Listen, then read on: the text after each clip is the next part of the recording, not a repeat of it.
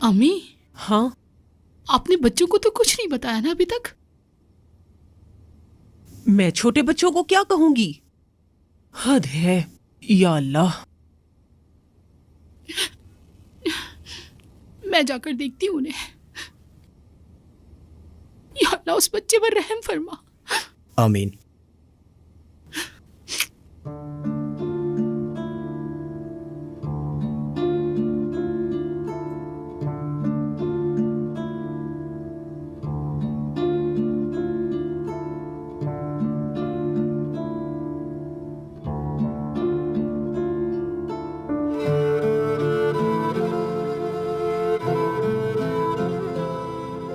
Mummy, सोते में मत बोलो। आसिया खाला, खाला की जान, मैं आप पे कुर्बान, मैं आपके पास हूँ बेटा। अम्मी कहाँ हैं? ताहिर भाई कहाँ हैं? कोई दिख क्यों नहीं रहा? मत पूछो हमारे साथ क्या हुआ है। मुस्तफा मुस्तफा चाचा के दांत में दर्द हो रहा है। इतनी तकलीफ है उन्हें कि उन्होंने जमीन और आसमान सर पर उठा लिया है। आपकी अम्मी और ताहिर उनको अस्पताल लेकर गए हैं। मुस्तफा का दांत निकालने की जरूरत है, पर तुम्हारे चाचा बहुत डरपोक हैं। डॉक्टर का नाम सुनते ही मुस्तफा ऐसे जमीन पे गिरे और बेहोश हो गए और डॉक्टर के सामने रोने लगे, मेरा दांत मत निकालो, मत निकालो। क्या वो डेंटिस्ट से डरते हैं? हाँ, वो तो बहुत डरते हैं। मुस्तफा के सामने डेंटिस्ट का नाम लो तो उनकी आंखें ऐसे हो जाती हैं। मैं बेहोश हो जाऊंगा, ओए मैं बेहोश हो जाऊंगा। आपकी अम्मी और ताहिर भाई उनको मनाने की कोशिश कर रहे हैं। हो सकता है और उन्हें सुबह हो जाए। उनका इंतजार मत करें और अच्छे से सो जाएं। सुबह आपकी अम्मी आ जाएंगी। आप अपने मुस्तफा चाचा से मत कहना कि मैंने आपको बता दिया है, वो मुझसे नाराज हो जाएंगे। ये हमारे दरमियान सीक्रेट है। ये भेड़िया आपका राज राज रखेगा। ओ, तुम भेड़िए कहाँ हो? तुम तो अभी छोटे से मेमने हो। चलो अब सो जाओ और दुआ करो, ठीक है? मुस्तफा चाचा के लिए? हम्म।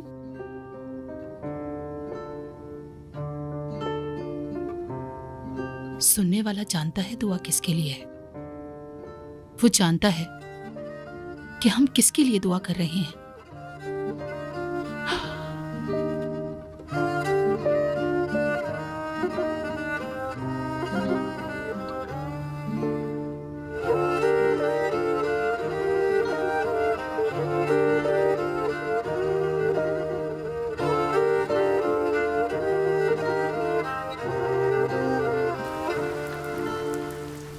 आराम से, ध्यान से देख के। नजर, तुम हमेशा वही काम करती हो जिस काम के लिए मैं तुम्हें मना करती हूँ। मेरी सुनती ही नहीं हो।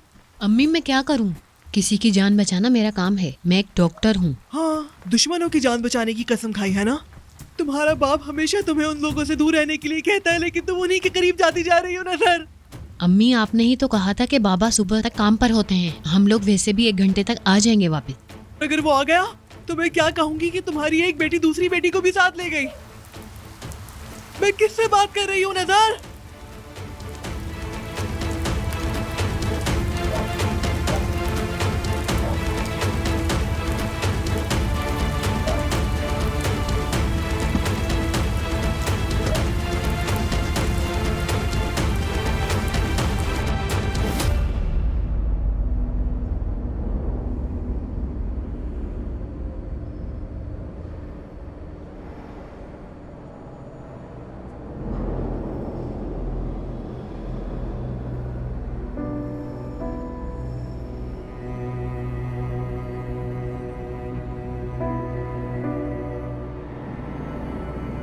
क्या नफीस जिंदा है?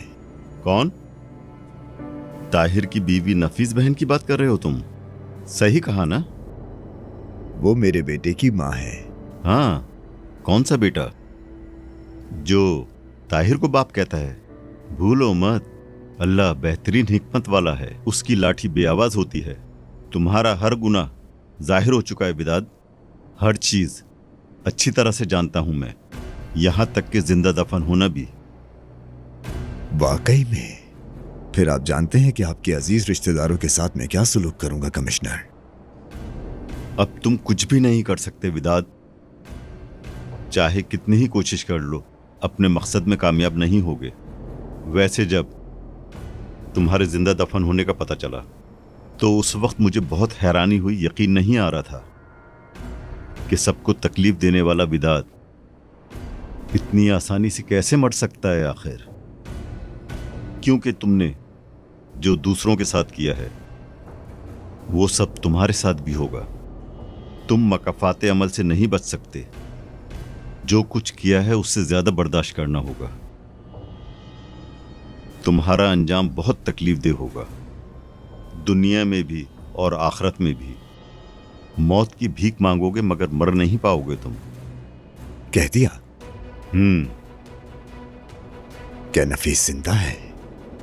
अल्लाह ने उसको जिंदगी दी है, तुमसे नफरत के लिए जिंदा है। तुम मेरे वकील से बात करने वाले थे? हाँ बिल्कुल, कई बार फोन किया था, राब्ता नहीं हो सका।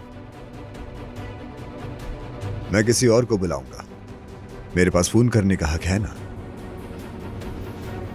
वैसे क्या तुम मेरे लिए खुबानी भेज सकते हो, लेकिन उसे धूप में खुश्क न किया गया हो? ये क्या कह रहे हो? मैं मलीटा से हूं, क्या आप मुझे खुबानियां भेज सकते हैं? चाहे तो अदायगी कर सकता हूं। हाँ, हैरानी नहीं हुई मुझे, तुम्हारे बारे में सब पता है। मेरी आखिरी ख्वाहिश ये थी कि तुम्हें हवालात में बंद कर सकूं, जो पूरी हुई। लेकिन मैं सुबह तक बाहर आ जाऊंगा, सुबह सवेरे। मुझे एक फोन कॉल करनी है, ये मेरा हक है।